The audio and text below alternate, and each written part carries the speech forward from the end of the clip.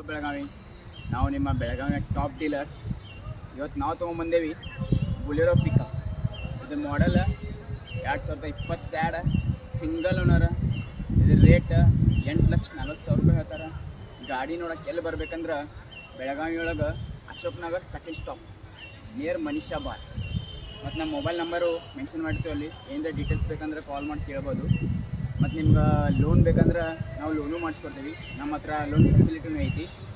ಮತ್ತು ಇದ್ರ ಗಾಡಿ ರನ್ನಿಂಗ್ 85,000 ರನ್ನಿಂಗ್ ಆಗೈತಿ. ಬರ್ರಿ ಗಾಡಿ ಹೆಂಗೈತೆ ಅಂತ ತೋರಿಸ್ತೀವಿ.